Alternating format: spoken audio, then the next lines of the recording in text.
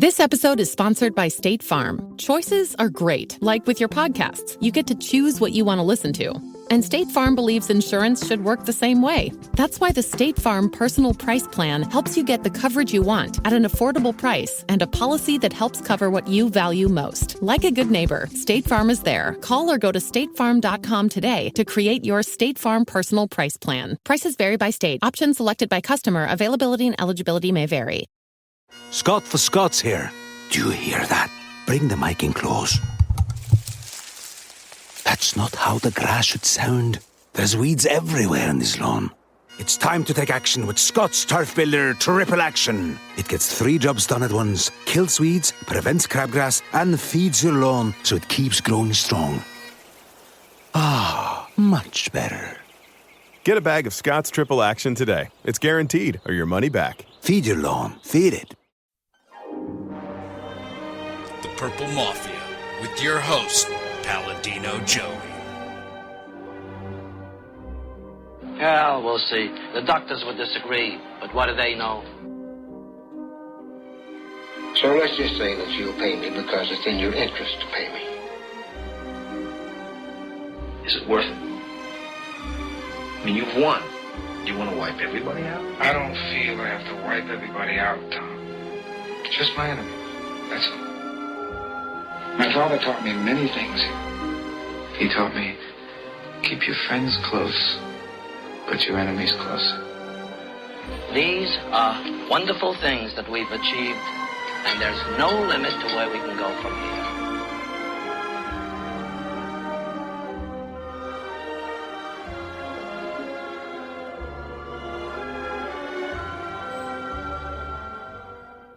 Welcome to the family here on Purple Mafia. It is Tuesday, October the 11th, 2011, and it is episode number 99 of Purple Mafia. Great to have you on board once again, as Purple Mafia is available on thesportstuff.com and on iTunes. I thank each and every one of you always for downloading and listening to this show. Well, 99 episodes in, folks. 99. One more to go, and the voice you heard at the intro is none other than Dylan Richardson. Of course, I am the host, Paladino Joey, as he mentioned, or Joey Awajan. But no, that voice you heard, Dylan Richardson, the executive producer of thesportstuff.com and on iTunes, will be joining Purple Mafia today, once and for all, as we near episode number 100. It's a shame that it's been so long without him on this show, this far in without him on the show, but at least we got him in before episode number 100, and he will also be joining on episode number 100 to review the Chicago Bears game. But in this show today, we will be previewing the Chicago Bears game. Minnesota Vikings head to Soldier Field to take on Jay Cutler, Matt Forte, Lance Briggs, Brian Urlacher, Julius Peppers, all those good guys over in Chicago. Yeah, the real good guys, huh? No, and that horrible offensive line, which is also pretty bad here in Minnesota. We talk about our offensive lines. We talk about our safeties. Yeah, a couple of weaknesses there. The quarterback position, you know. We also, we have some fun with the whole suck for luck sweepstakes. Somebody's going to get him. The question is, how great will Andrew Luck truly be in the National Football League? Blue chip busts. How many of them have there been in the NFL? Quite a few. We talk about that as well. It's some good times. I'm going to get to some of your fan involvement real quick first, and then we'll quickly get to Dylan Richardson. So, we left off with Cedric Paulding on episode number 98. Cedric Paulding's comment, we finally saw some Vikings football today. What a great win for this team and all Viking fans. So, yeah, we commented on that already. So, Dan Taylor had a few interesting comments to talk about. The Arizona game. We'll talk about that briefly here, super quick. He says, here's a few stats just to show how good we could be if we were just a bit more consistent. AP is second in rushing yards and tied with first in rushing touchdowns, if I ever say it right. Jared Allen is number 1 in sacks, and Robinson is in the top 10. We are 4th in rushing defense. We are top 5 in kickoff return average, and one of only 4 teams to take one for a TD. If we could just get some sort of passing game going, we could really do some damage. Very, very good comment there, Dan Taylor. It does show how strong this Minnesota Viking football team really is. It's a strong football team. There's no reason, and I know as pessimistic as I sound with Dylan when I talk with him, there's no reason this team should be 1-4. It's like you talk about the losses, the comebacks by the other teams. Yeah, I talk about that with Dylan as well. It's just like, come on, man. Come on. What is the deal? Why is this not? Why can't this team finish football games? That's why I'm so pessimistic. That's why I pick losses, because when a team cannot finish football games, why in the holy hell should I pick them to win? See? I mean, that's the deal. I'm sure Dan Taylor agrees, and a lot of you out there do as well. Yeah, it'd be terrific to hear more and more posts. You guys are great. Anthony Batista, the call-in king. We talk about him a teeny bit, too. He says, I think because McNabb only has like 2 picks and hasn't really single-handedly lost a game, he will be safe. He probably threw like over 10 passes to players' feet. But also, I've seen some receivers drop balls. Yeah, yep, that's for sure. Bernard Berrien especially. Roma Shadu dropped a wide-open pass on 3rd and long. And Shake to pass all he could. All could have extended drives. Yeah, absolutely. Yeah, I talked about the drop by Roma Shadu on episode 98. It was like, doggone it, you know. But I do think he's a diamond in the rough, but maybe like a James Jones of Green Bay type. A guy who can be explosive and do some huge damage, but will drop a little bit. But he won't be completely worthless and horrible like Bernard Berrien. He actually will be occasionally a very valuable piece. I really like Devin Aroma Shadu. Anthony from LA, continues saying, also, it's time to stop the rotation at safety with Tyrell Johnson. Sanford caught, that's right, caught 2 interceptions and almost a third. Can't say that about Johnson, because Tyrell cannot get an interception. Mediu Williams, that was last year, couldn't get anything for his life. I was like, thank God when they cut him.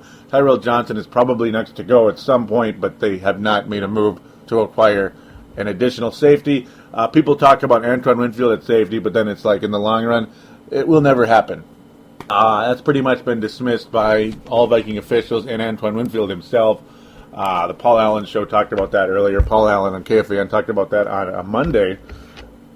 There is no chance Antoine Winfield will play safety. He's a bit old right now to be moving positions anyway.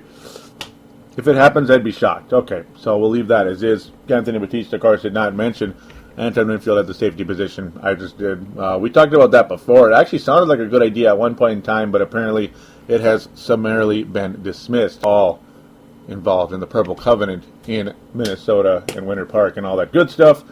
Dylan Richardson. Actually, this was me that posted up the Purple... No, I don't know. That must have been Dylan Richardson, actually. Yeah, that posted up the link to Purple Mafia episode number 98. I appreciate him doing that very much. So, basically, you can listen to the 98. If you haven't yet, you can listen to it on Facebook.com as well as thesportstuff.com and on iTunes. Appreciate that oh so very much. And yes, the link Dylan Richardson put up to the live feed to the conversation me and him had. Yeah, very, very cool. D Rizzo. It's kind of a cool nickname for him on TSS and all that good stuff. Sportstuff.com, that is. Just kind of having fun in the upstreams and all that stuff. Upstream.com. Good times. That was very, very fun, actually. It really was, and I appreciate Farzin Vasugian also. I don't know if you're listening, Farzin. I hope you are. He actually texted me during the live conversation saying, you should pick the Vikings to win. And it's like, yeah, I know. It's the whole suck for luck thing. He wants us to continue to win so the Kansas City Chiefs can get behind. No, I mean, it's like, yeah, I could pick the Vikings. It's just, I don't know. We'll get to that, though. I'm kind of getting ahead of myself and talking about stuff in kind of out of order here, and I shouldn't be doing that. So that's pretty much the gist with the Facebook page. Of course, Facebook.com/Purple Mafia Show. Facebook.com/Purple Mafia Show. It's also Twitter.com/Purple Mafia Show. Good times indeed. Giving that a check here real quick. See if there was any mentions when I wasn't paying attention the last 2 days. I don't believe there have been any new mentions since the football game on Sunday. Just want to make sure really quick.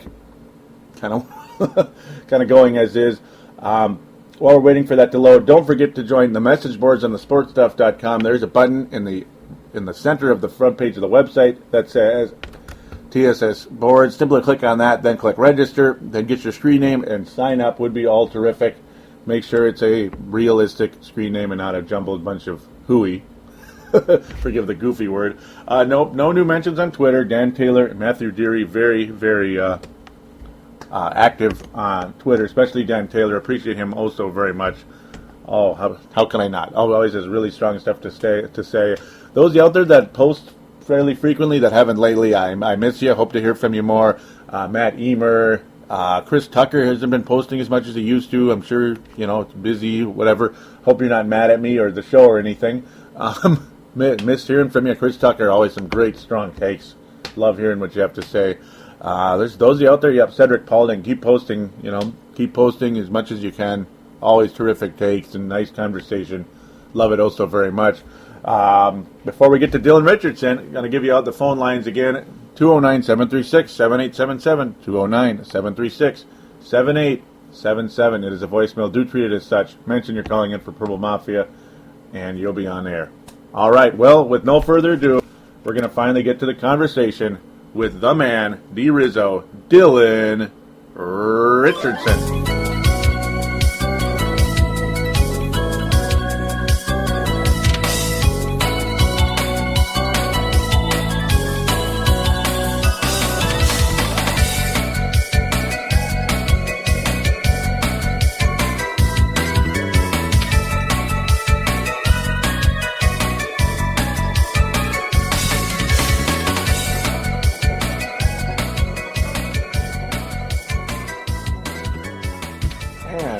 Back here on Purple Mafia, episode number 99, which is, of course, a reminder for all iPod users, along with other MP3 players, the things that we like to use to listen to shows like this, Purple Mafia.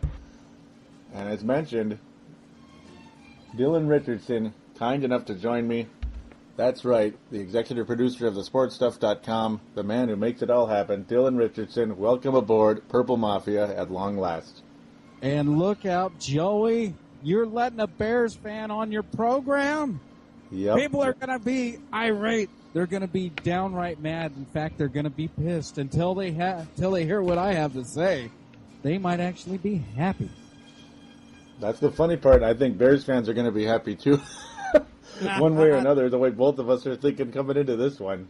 Oh, my goodness. Man, just coming off of that loss against the Lions, I'll tell you one thing the Bears don't have to worry about is blocking.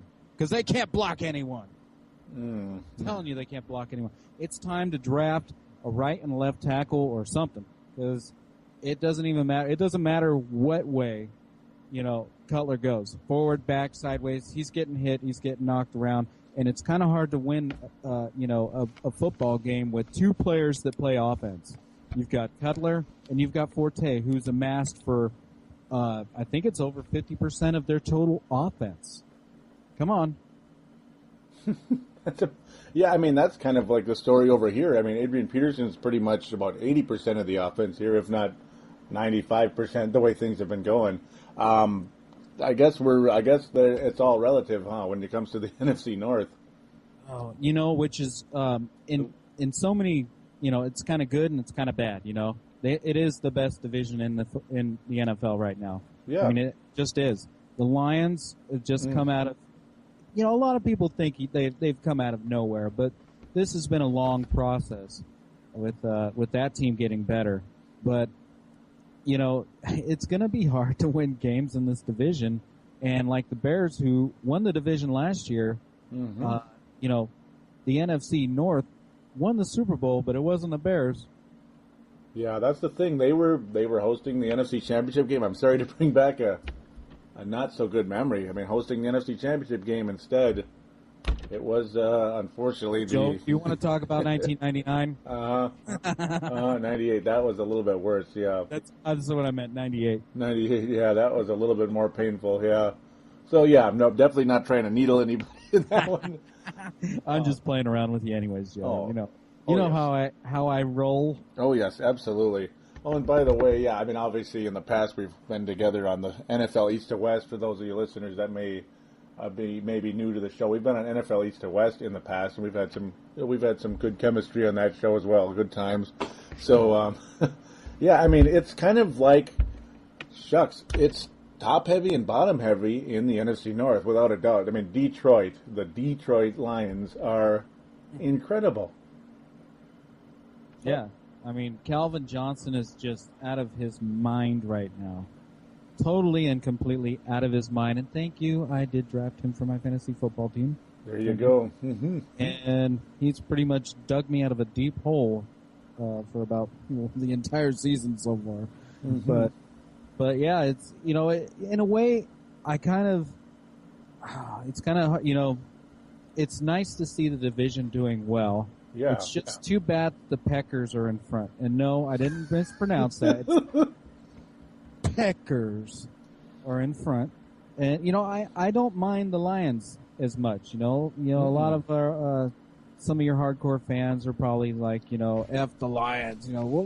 If it's going to be a team that's not, one of our teams, then what the hey? The Lions haven't done crap in 30 years. Well, the last time they made the playoffs was, 99 or somewhere around there. Yes, yeah, with Charlie Batch era. Yeah, they're like 8-8 record.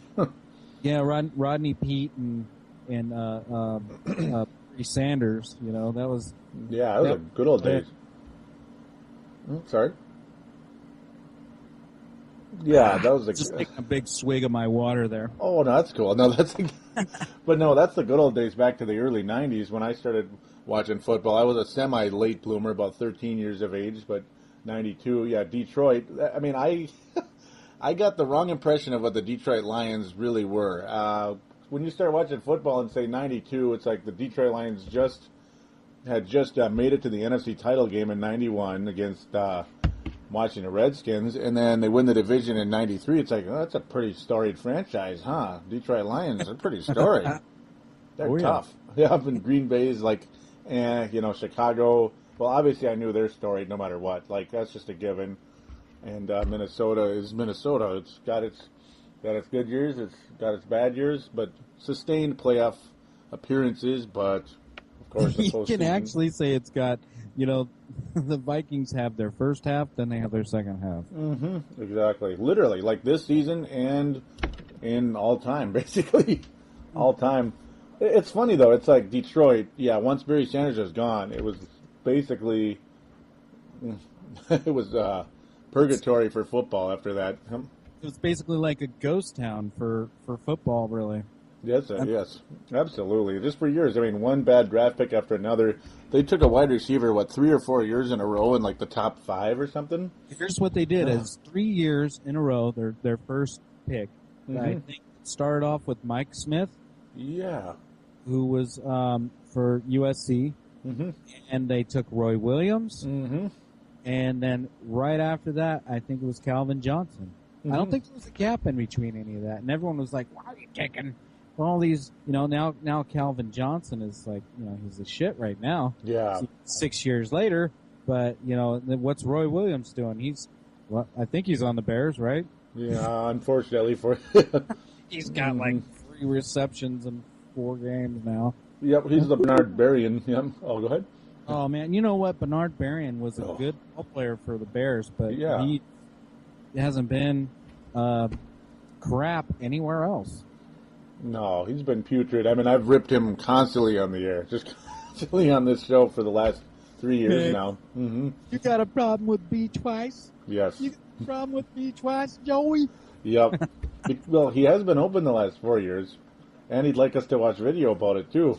I love that when he said that. I wanted to punch my monitor. I was so furious just watching him on, was it StarTribune.com? Just mouthing off. Like, oh, yeah, you want to come watch the video? Come watch it. It's like, boom, right in the face. Right in the kisser. Oh, so yeah. we talked about the Lions. We talked about the Bears. Mm-hmm. Now, let's talk a little bit about your Minnesota Vikings. Yes, sir. The Vikings are, well, at this point, it's obviously been a tough season for the Vikings, and it's there's no doubt about it. Donovan McNabb, of course, a Chicago native, getting to go back to Chicago. Obviously, he's been there before with the Eagles. What is the deal with? To me, it's like the defense has been good in the first half. Of course, they get tired out in the second half with the offense getting nowhere. That's kind of been the story up until last week. Every time the Vikings play Arizona at home, it's basically like, hey, here we go. Let's. It's like an energy drink. The only problem is how long do energy drinks last usually. Was it 4 hour energy? Yeah, literally. There you go. Almost 2.5 hour because the entire game would be about 4 hours, right? Yeah.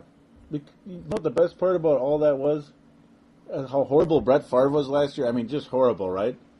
He had a career game last season, versus every other game he's played in that illustrious career against the Cardinals last season. So it's like false optimism, obviously. To be really optimistic coming into Soldier Field right now, regardless, I mean, the Bears are 2-3, but I still think they have an outside shot of a wild card, possibly. I mean, the rest of the NFC isn't that scary to me outside of Green Bay and Detroit right now. Look at Philadelphia. Look at Atlanta.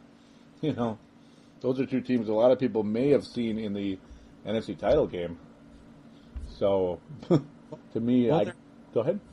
Really, the only thing that could happen is like the Lions rehire Matt Millen and everything goes to crap and lose 6 in a row. But it is every game in the division right now is really, really just is a must win. I mean, and like last night, by the Bears losing that game, not only do they drop an L in the loss column there, but they also drop almost an equivalent of 2 games. Well, yeah, actually 2 games, but also they can't win a tiebreaker, outright. So, it's going to be really tough. And right now, this is kind of, I'm sad to say it, but this is the game for the bottom dweller of this division right now. That's kind of the story. I mean, I have to say it. It is the story. I mean, if Minnesota can go into Chicago and win, it'd be a very impressive win. Morale boost for somebody. I definitely say the playoffs are beyond unlikely. I think that would really kill the Bears' chances of making the postseason at 2-4. Should the Vikings go into Soldier Field and win? But I don't know. Every time the Vikings go into Soldier Field, it's just like they freeze or something. I mean, obviously, a lot of the last few years they've gone into Soldier Field at a very cold time in the season with the quarterback that plays very poorly in the cold.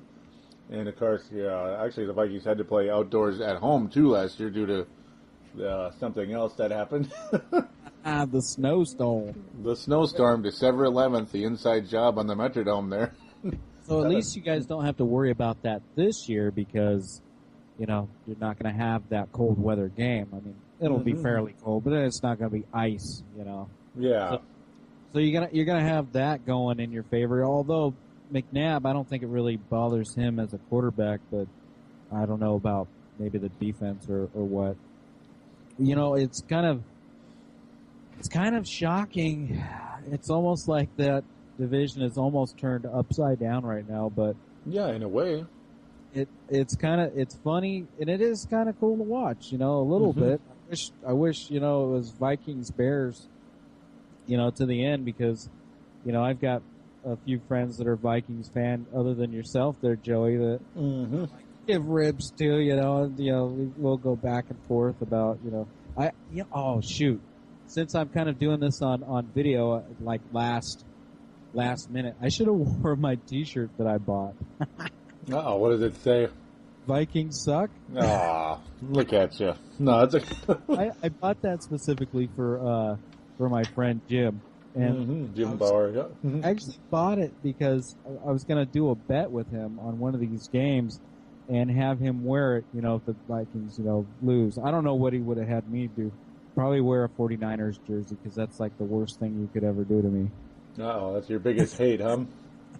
The good old Niners, even in the Montana era? Oh, yeah.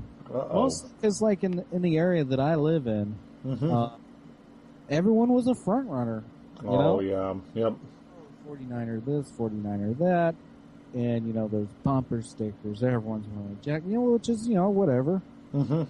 But here's the funny part: when it all went to crap, they all left. Yeah. I used to be able to count, like, if I went downtown, I could count probably almost damn near every car with a 49er bumper sticker. Wow. I don't see none now. Yeah, that's funny. Very seldom when I see someone wearing a ball cap. Now that they're 4-1, watch. Yep, here comes the red, right? Here we go. Mm-hmm. Here we go. That's funny. You know, the 49ers are probably about 2 games away from winning that division, and we're only a quarter of the way through the season. Mm-hmm. Yeah, because the NFC West has got to be the worst division in football. I mean, Seattle won it with a 7-9 record last year. They pulled the impossible. They actually won a playoff game in Arizona, in a very similar team in some ways, a team that scores a lot of points, New Orleans Saints. You know, it's funny how you mentioned the 49ers, the whole front runner thing. You look on Yahoo Sports, trending now. Guess what's ranked number 2 right now in trends? I don't know. Packers, Lions, San Francisco 49ers. Oh, really? Yeah.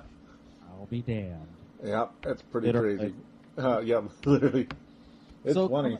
Coming into this game, there's not really at least on the Bears side, I don't think there's any like giant injuries. Matt Forte is good to go and Cutler's good to go, and that's pretty much all we got on offense. And on defense, Lance Briggs is still missing the gap that he's supposed to shoot in to not let people run 80 damn yards down the field. And, I don't think there's any problems with the safeties except for them letting the players get behind them and scoring on a 60-some-odd yard touchdown pass. Calvin Johnson doesn't make those plays. He's the, it's, first and goal from the 5, throw it up and he gets it. He doesn't make no 60-something yard. Well, prove me wrong, right? And he just threw away, I wish that I knew his name. I call him Dreadlocks Boy. I know that really narrows it down there in the secondary. But Dreadlocks Boy could not make a tackle and was kind of handled like a child. Get away. And so I'm really disturbed with the Bears play. And you know what? Hey, this is going to be a toss-up, man. I mean, it's really flip a coin because if you think about it, the Vikings are damn close to being undefeated.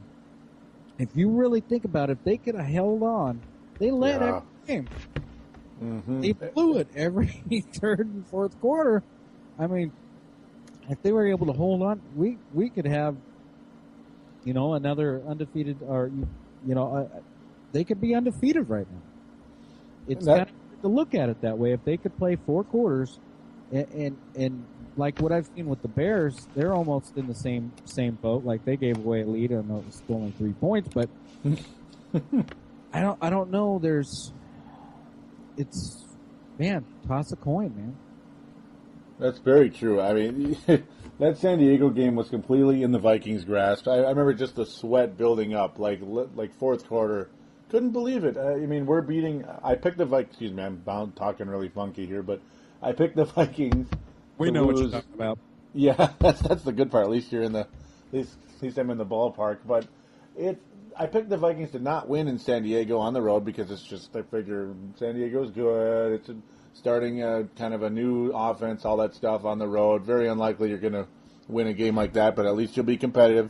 But no, they're kicking butt in San Diego for a very extended period of time, and then it's like gone, totally gone, absolutely zero.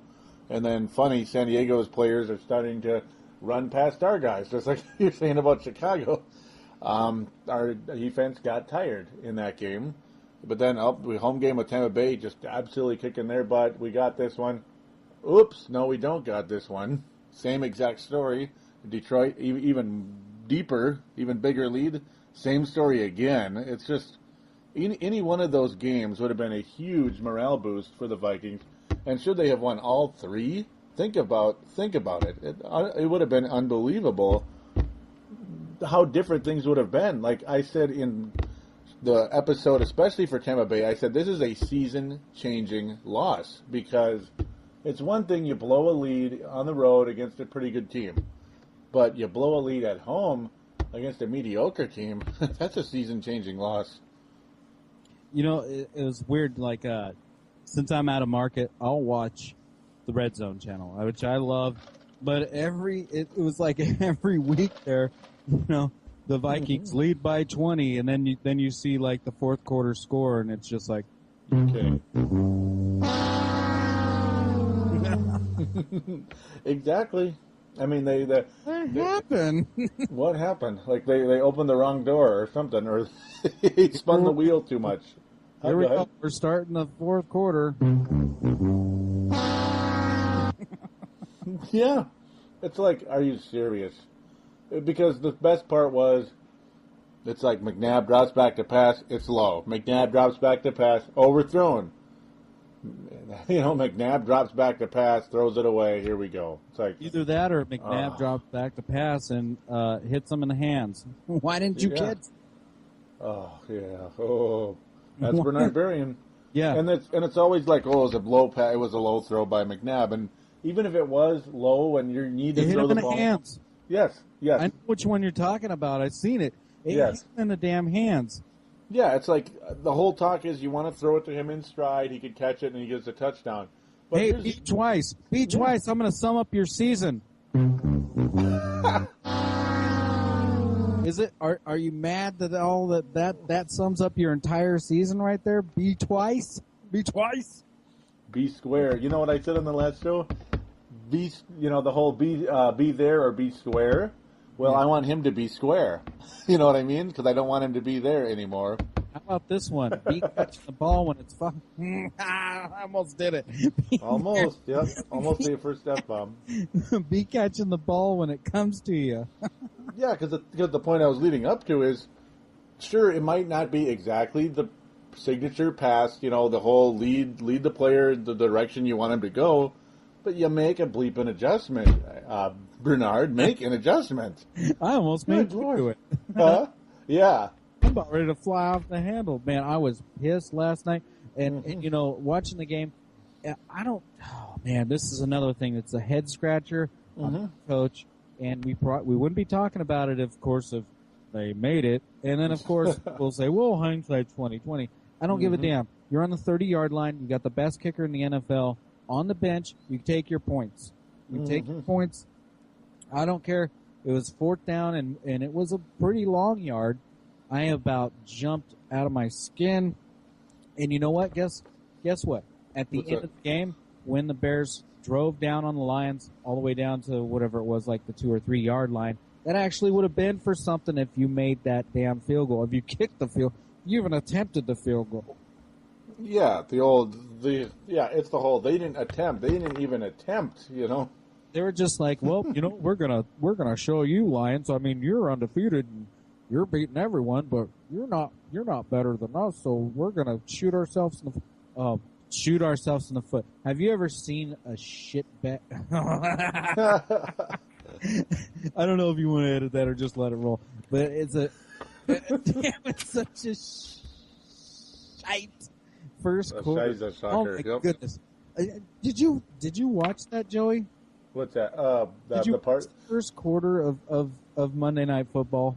I couldn't. I wanted to, but I was stuck in the second shift. Yeah. Let me put it this way: laundry on the field, laundry on the field, laundry on the field, laundry on the field. At one point on Twitter, which if you want to follow me is at DYLAN Richardson.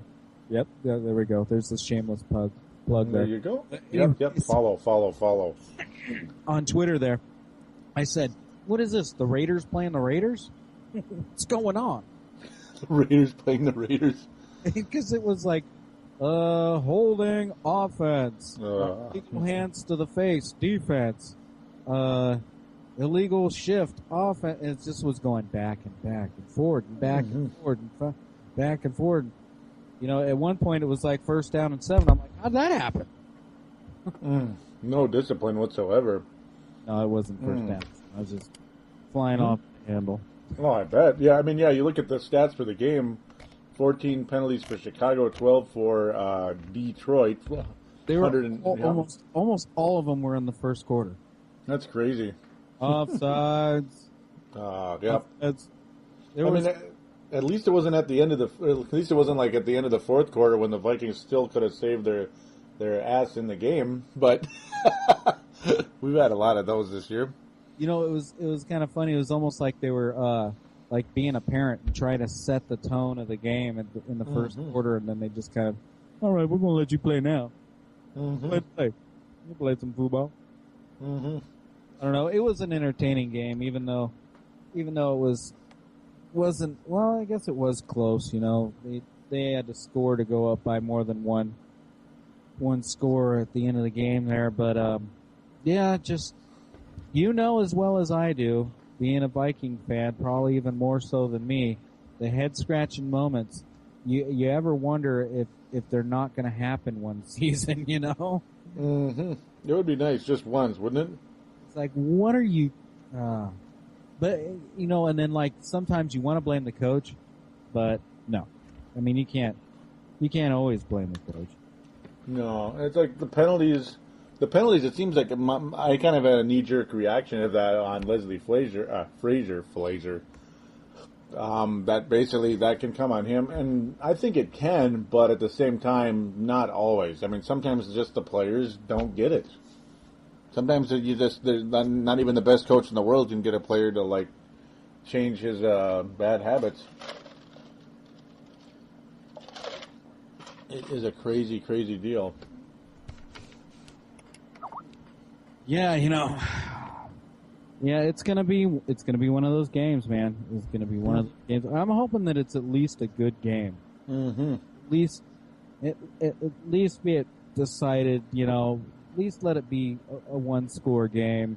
Either way, honestly, because I'm almost ready to pull a Farzine, who is the host of the Chiefs End Zone show. Chiefs Zone show. Chiefs Zone, yep. I was going to say End Zone because it was End Zone for so long.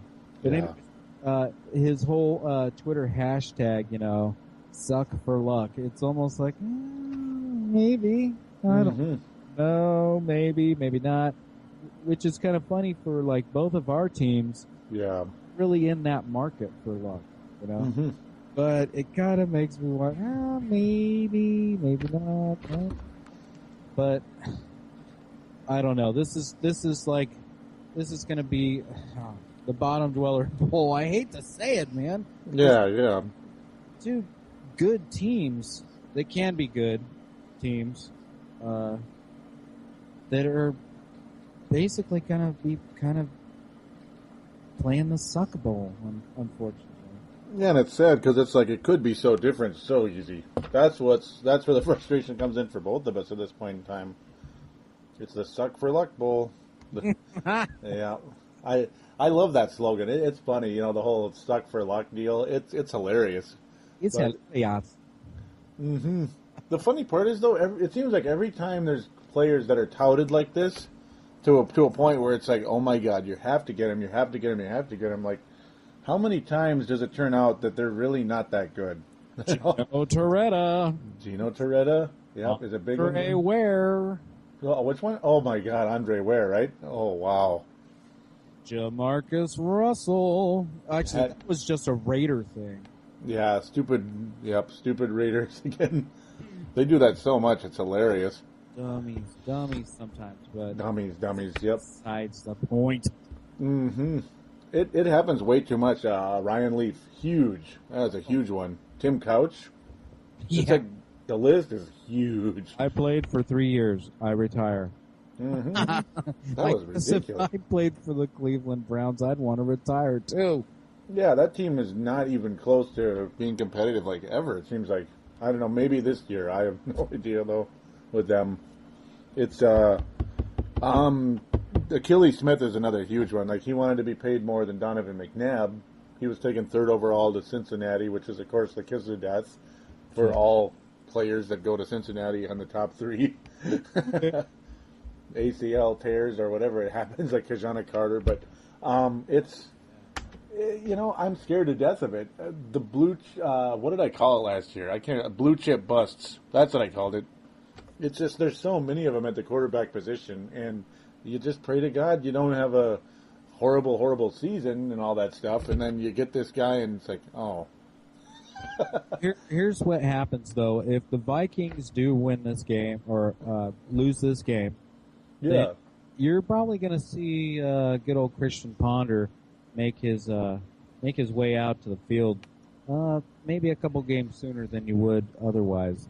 To be honest, they're probably gonna. He's probably gonna play this season, and especially he's gonna play this season if there's not much going on. So in that kind of a sense, it's gonna be nice to see at least what you got, And it's gonna take a little bit of time for the guy, but at least you'll know like the basic skill set of this guy and how he's adjusting to the speed change, which is dramatic. Ask Jamarcus Russell, because he could never do it. But because even in the preseason, like Christian Ponder's first, his first couple snaps were like, this guy's a little bit too slow to go here. And then it was a nice. The good part about Christian Ponder is if you do put him in there, he does learn quickly. He did it in college. He did it all preseason, and I could definitely see him doing that all. I could definitely see him doing that over the course of a regular season. The thing was, a lot of people were talking about how it's probably a bad idea to put him in, say, in Soldier Field, like debut him on the road in Soldier Field. That might be a really tough way to start a kid's career. I was saying last week on the show, it's like I knew they weren't going to do it, but what's the perfect way to build not only the quarterback's confidence, but the fan base confidence in the quarterback and the future of the franchise when you put the quarterback in his debut game against one of the worst pass defenses in NFL history, in the Arizona Cardinals? Yeah, I mean, wouldn't that be a nice way to kind of boost the momentum, boost some type of morale? Excuse me, that was the word I was trying to develop there. But I thought that would have been a decent idea. They didn't do it. McNabb actually, he found a way to suck against Arizona. He found a way to suck, huh? Yeah, against Arizona. 47% completion percentage. Unbelievable. There's nothing good about that pass defense in Arizona. Jeez. So the matchup, I don't know what the point spread is. Who's favored? Mm-hmm. I don't know if you could really favor anyone, but Chicago. Joey, is that going to be your pick for the Mafia here to hear from you? Oh, to say who's going to win? You mean? Who do you got? For me, it has to be Chicago. The Vikings never win in Chicago for whatever reason. McNabb can't even complete 50% of his passes against Arizona at home. Why the hell can I pick him to complete anything more than that against the Bears? Okay, sure, Matthew Stafford, 73%, quarterback rating of about 108. He threw an interception, though. So I guess, I mean, that's the one thing McNabb doesn't do is throw interceptions, but because he's so gosh darn, you fill in the blank. What's the word? Complacent. He's just kind of robotic or something. I don't know what it is. He's scared to make any type of risk whatsoever. The way he talks is the way he plays. He's just kind of a robot, really. That's pretty much the way I see it. I can't really see McNabb going into Chicago, home city or not, obviously, and dominating this team. There's one thing I can see where the Vikings could win the football game is the running game, of course. The running game, I mean, Javid Best, obviously, numbers bloated with that 88-yard run, but still to be as efficient as he was against the Bears in other carries besides that one, he still was efficient in general throughout the game. So, yeah, the Vikings' only hope is Adrian Peterson in this football game.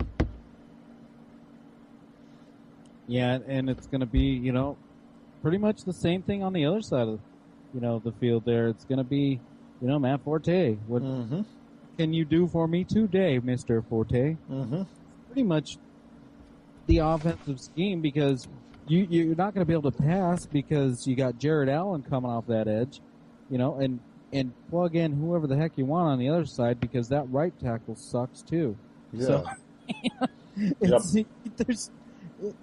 they're going to be meeting in the middle, which is what almost every team has done for the last couple years, which is so annoying as a Bears fan to see that happen.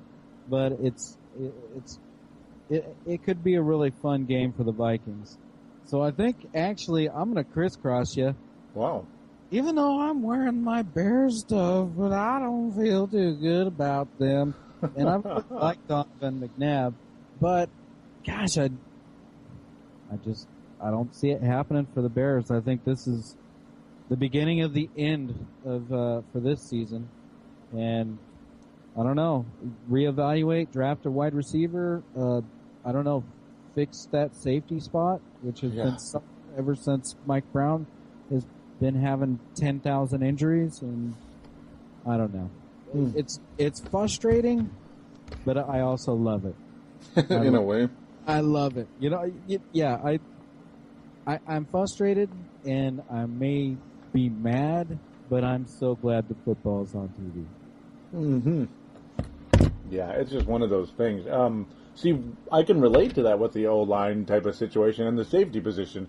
I guess, granted, our safeties are playing a little better this year. We have two young guys, Hussein Abdullah, Jamarcus Sanford, playing the positions. They're not great. They have learning curve issues going on, especially Sanford, but and not Stafford. Sorry. But, yeah, we have similar issues going on. I mean, the one thing I can see about this football game, like you were saying, a lot of it's going to pretty much depend on the running game on both sides. You know, old school smash mouth football, kind of like the '80s with the Vikings and Bears in a way. I think the Bears had a little bit better running back than the Vikings back then, but just a little, just a hunch. But this will be, to me, it's going to be the running game. I mean, Forte played very well against Detroit. Adrian Peterson dominated Arizona. Clearly, it can be done for both the running game. I'm kind of surprised, just got to throw this in super quick, I'm kind of surprised you're not using Marion Barber a little bit more. He's been injured. That's pretty much the main thing? Okay. Oops. No, well, not like bad injured. It's like, day-to-day type of injury. Oh, okay. Kind of the typical high-maintenance stuff. Yeah. Yeah, exactly. Yeah, so that's, I was wondering, it's like, well, because he brought some of that cowboy with him. Yeah. It seems like, exactly, kind of the crybaby cowboy high-maintenance. Yeah, it seems like the Bears don't like to use the number 2 guy very much as a running back position, because last year at Chester Taylor as well, pretty much not used very much. Oh, yeah, like on goal line situations, I'm yelling at the TV, why is Forte in there? Why?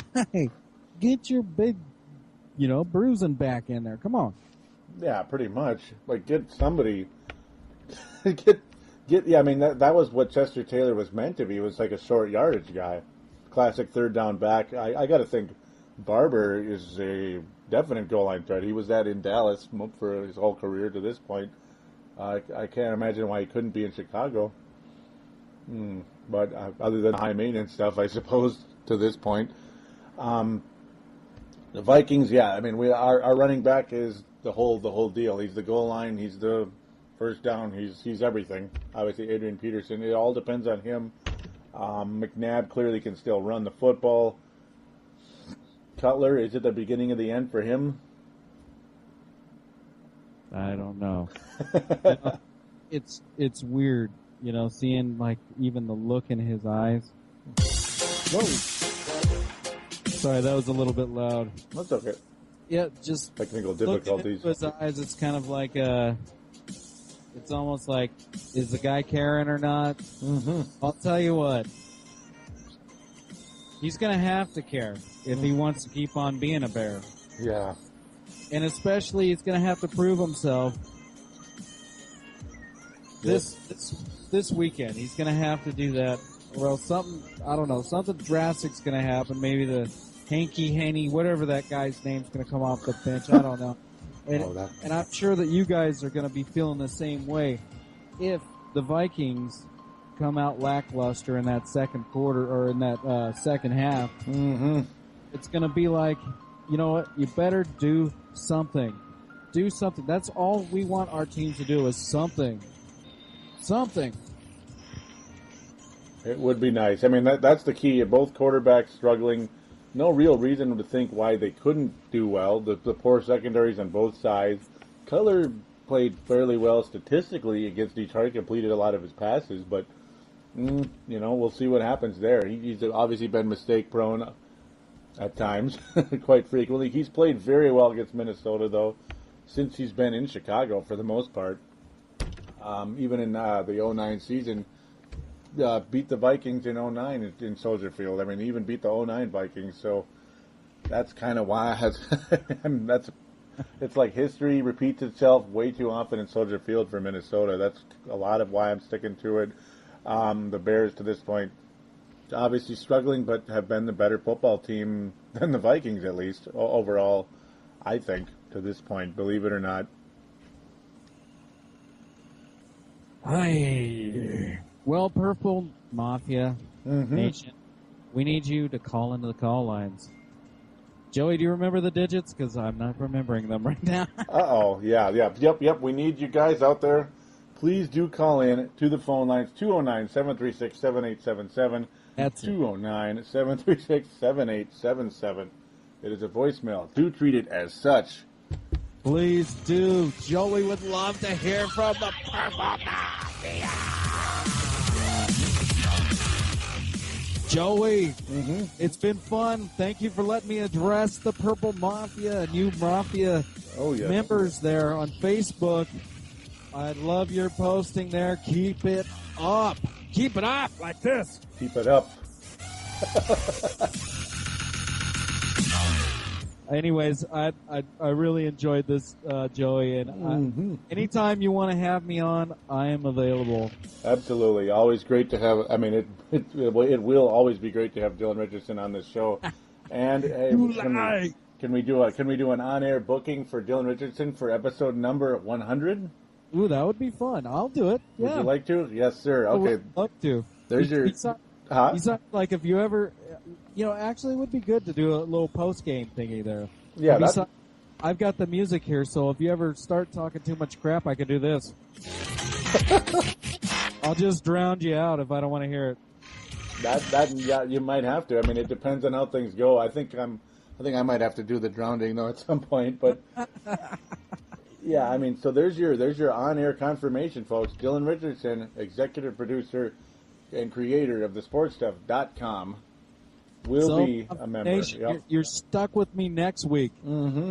So be looking forward or not forward to that. But anyways, we're going to hit the road. Joey, thanks for having me. Yep, thank you very much for being a part. To the Purple Mafia, only on thesportstuff.com. Joey.